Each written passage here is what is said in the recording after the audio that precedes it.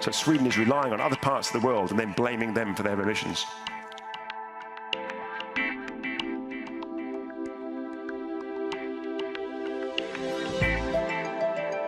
So I start off with the apology that I'm going to have to speak in English because I've not learned Swedish yet.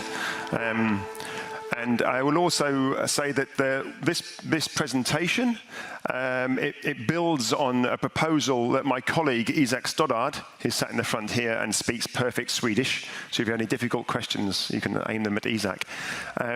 So it builds on a proposal that we have made to the Climate Parliament about what we think is necessary for the Swedish climate change law to do, some refinements to that law. Is this echoing? Is it okay? It's okay, right, fine. So I've called this presentation From Paris to Sweden, 2 degrees centigrade, integrity, and that's a really important word there, honesty, integrity, and the climate law. And I won't be focusing today so much on the mitigation, on the actual reductions, but I'm trying to focus on what Sweden needs to do in its legislation if it is to deliver on Paris. So what is our mitigation, our carbon reduction commitments in Sweden, and what are they? Well, we have signed in Sweden, indeed all of the EU and almost every country in the world, we have signed up to the Paris Agreement, something hopefully you're all very familiar with. And this has established an unprecedented international agenda, a covenant, an agreement, a commitment, not a target, but a commitment, an obligation, a duty, that has committed us to take action, and that's also important. It's not just to talk about it or to put legislation in place, it is actually to act. To hold the increase in global average temperature below a 2 degrees C rise above pre-industrial levels, and ideally aim for 1.5 degrees centigrade. And it's worth bearing in mind that 2 degrees centigrade, if you live in Sweden or indeed in the UK, doesn't seem too much of a concern, but this is a global average. That's about 5 or 6 degrees difference in the poles. It will have major regional implications around the world. Let's also be clear, at 2 degrees centigrade, many people will die. There'll be poor, there'll be low emitters that take no responsibility for this. They'll live a long way from Sweden or the UK, and they'll typically be non-white. And we have known this for over a quarter of a century. So we have known who we are going to kill. We may not know their names, but we know them. We know their communities. So let's be quite clear. This is an existential problem that we are facing for many people around the world, and that's why those people have asked people like us to aim for 1.5 degrees centigrade, not 2. But also to do this on the basis of the best science that is available. And very importantly, on the basis of equity. And I will come back to that later because this new Swedish climate change law takes virtually no account of equity. In fact, it is highly inequitable. Indeed, the Climate Change Act in the UK from 2008 is similarly inequitable, and I will try to show that later. But I had expected much more of Sweden than I had expected of the UK. So what is our response to this challenge so far? Well, I think it's important to start off with some humility, to be honest about where we are today, rather than to pretend we are doing something. So the first IPCC report, Intergovernmental Panel on Climate Change report, came out in 1990. Now, when I'm talking to students, I always point out that is before their parents had met. Now, that's probably true for some of you here. So for large parts of your lives, if not all of your lives, we have known everything we needed to know about climate change to do something about it. And yet in 2016, the carbon dioxide emissions were 60% higher than in 1990, 60%. And in 2017, they went up by about 1.5%. So despite lots of optimistic rhetoric by people with grey hair, no hair, or dyed hair, people of my generation, we have failed, abject failure of people like me. And I think if you're between the ages of sort of, I don't know, 25 and 5, then you should be really angry at people like me. You'll see them walking around here today and other people elsewhere as well, your own parents, that we have knowingly chosen to let you down. So let's hear your voices much more loudly than we have done. Why have we failed? We have had a whole litany. This is a Swedish word here, which I think is wonderful. Swindlery. Is that how you pronounce it? Which we use swindling or cons or fraud. You know, this is what my generation has been doing for 25 years. We've had offsetting, paying the poor to diet for us. Fly to a conference and plant some trees, or fly to a conference and pay some money for poor people to have solar panels. We had the Clean Development Mechanism, which is state-sanctioned offsetting. We had the emissions trading scheme in Europe. With so many permits, the price of carbon remains almost zero. We've got afforestation people are talking about now. Plant a tree, expand an airport. Just look what Sweden's planning to do. When all of this fails, which it inevitably will do and has done, we are going to rely, and I'll talk about these briefly later, negative emission technologies. These dominate the advice that governments receive from the climate community now. This is technologies that do not exist, that will have to suck carbon dioxide out of the atmosphere in the future. The carbon dioxide we cannot be bothered to stop putting there today. And these will have to be used across the rest of the century. They are really important, if you're not aware of them, to understand what they are. And when all of that fails, because it will do, we're going to have geoengineering. There are scientists all around the world now planning to fire rockets into space to spread sulfates into the stratosphere to reflect sunlight back out into space to cool our planet. What we haven't done in 28 years is try to reduce our carbon dioxide emissions. You know, you'd think that would be the first thing you would do. We haven't done it. And I don't just mean other parts of the world, I mean Sweden, the UK, the more progressive countries in terms of climate change. Sweden is a leading nation in the EU on climate change. It has very low carbon electricity. It has an international and I think well-deserved reputation for being a progressive country, particularly if you come from the UK. Sweden is much more progressive than the UK. Yet it remains a high carbon country. Once you do full accounting of Sweden's emissions, you don't just do partial, convenient accounting. Sweden has seen no reduction in its emissions since 1990. Nor indeed has Denmark, or the UK, the Netherlands, Belgium. I think Belgium's up 25%. When you take account of aviation, shipping, imports and exports, Sweden has done nothing on climate change so far, and nor have many other countries. So where do we go from here? Once we are honest about where we are and how much my generation has chosen to fail, how then do we turn that round and say, well, let's start to do something? Well, the take-home issues, I think, first is the Paris Agreement is much, much more challenging than most policymakers or scientists are prepared to admit if you put a microphone on them. If you drink a pint of beer with them or half a litre of fizzy, cold Swedish beer, a warm British flat beer is much better. But anyway, if you drink half a litre of beer with a politician or a scientist, they'll tell you how bad it is. But you put a microphone there and I'll tell you some optimistic nonsense about climate change. Long-term targets have no scientific basis. What you do by 2030, by 2045 in isolation is irrelevant. It's just in the future. It means basically doing nothing today. What matters are total carbon emissions. Every time we emit carbon dioxide, most of that will be in the atmosphere, changing the climate for the next 100 to 10,000 years. We are permanently changing the climate by this event here today. By getting here, by having the lights on, by all those other things. We are changing the climate for the next few thousand years. But despite all of this, I think we can just about hold the 2 degrees centigrade of warming, only just. I think if I was asked in 3 years to speak here, I'd probably say it's not possible. I don't think 1.5 degrees centigrade is any longer possible, and I find that quite depressing to have to say that. Well, very depressing. So, what is Sweden's role in delivering Paris?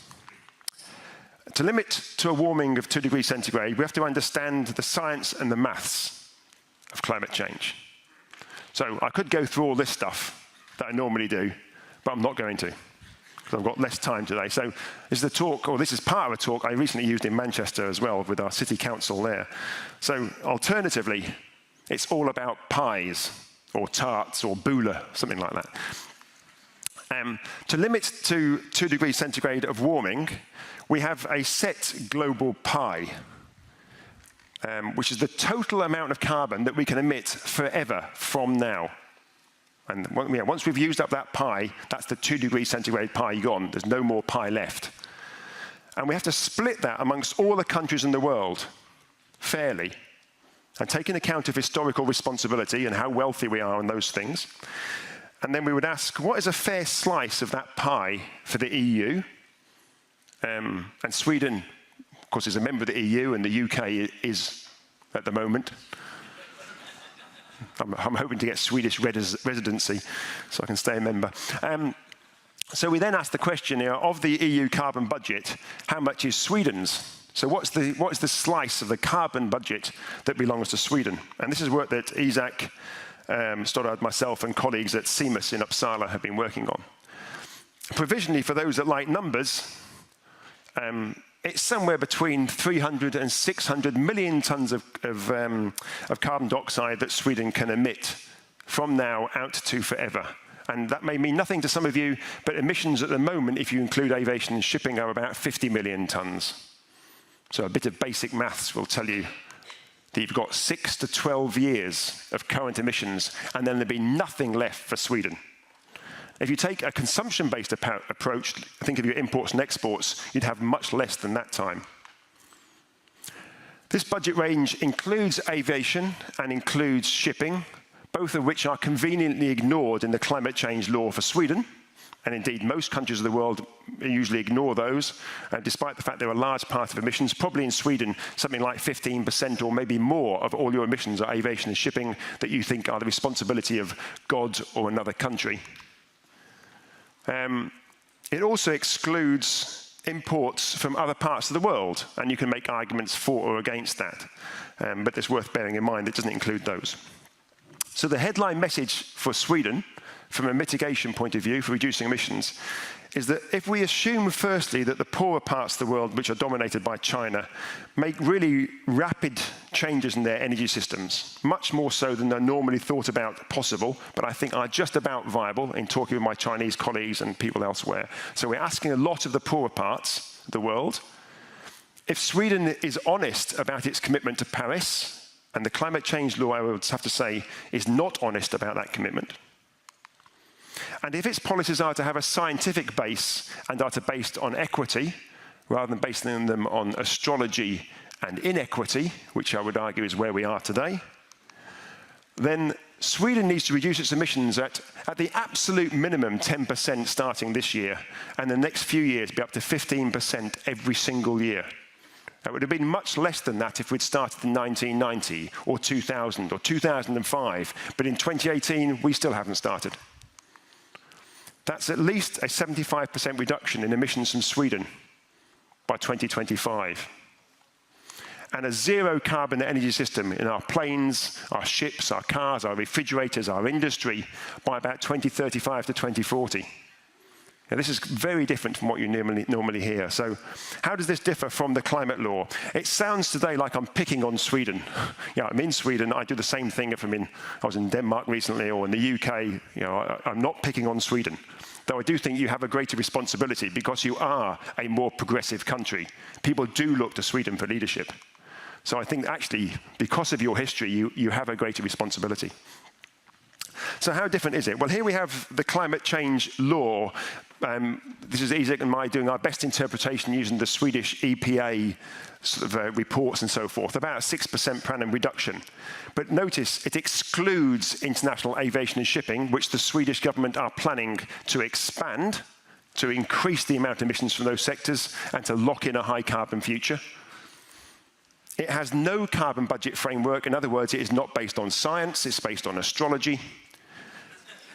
It does include other greenhouse gases. We're assuming here that the reduction for carbon dioxide is the same as the other greenhouse gases. And I won't be talking about those, but the importance of agriculture must not be underestimated. Swedish people need to be eating less meat, drinking less milk.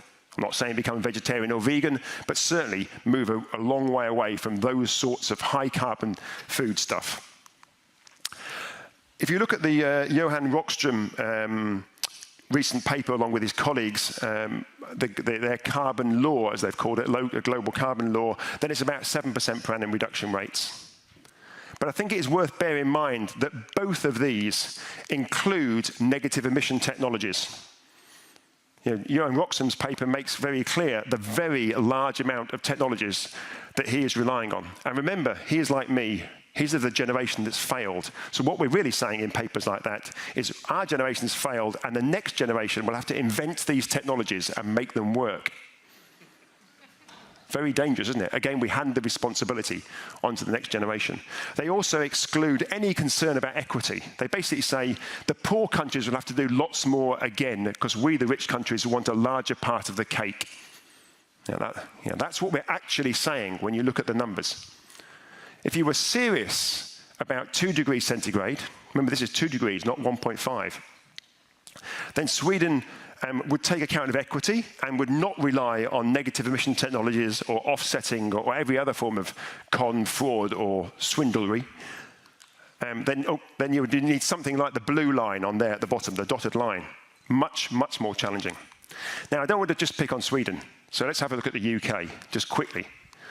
You have to say, in terms of the climate law, the Climate Act which we passed in the UK in 2008, is actually a much better document with much more sort of teeth involved in it than the Swedish climate change law is today, 10 years later. And I normally would not say there's good things about the UK compared to Sweden. But this is our trajectory for emissions. Let's take away all the noise off that. That's what our government are planning for, advised by quite a few scientists. And this is the work that I've done with colleagues in Manchester to show what we'd have to do if we were serious about 2 degrees centigrade for the UK. So it is very much like the Swedish position. We are doing something that is nowhere near what's necessary, and Britain, along with Sweden and the rest of the EU, is saying to the poor parts of the world, you cannot have as much carbon as would be reasonable for you to have because we want it for ourselves. We want to expand our airports, we want to fly to Bali, we want to carry on driving large Volvos. So what does all this mean for Sweden's climate law, if the law was to be in line with Paris? To meet its commitments, the law must be revised as a matter of absolute urgency. It should be based on explicit global carbon budgets for 1.5 and 2 degrees centigrade, not based on soothsayers, astrologists, or some nonsense from economists. It needs to take account that poorer countries will take longer to make the move to a low carbon future, and that is embedded in the Paris Agreement that Sweden signed up to. It's embedded in the Camp David Agreement. It's in the Copenhagen Accord. So Sweden repeatedly has signed up to that, and yet it has never taken that seriously, and it hasn't now. It needs to include aviation and shipping. You cannot just exclude difficult sectors just because it's inconvenient, which is what Sweden has done at the moment.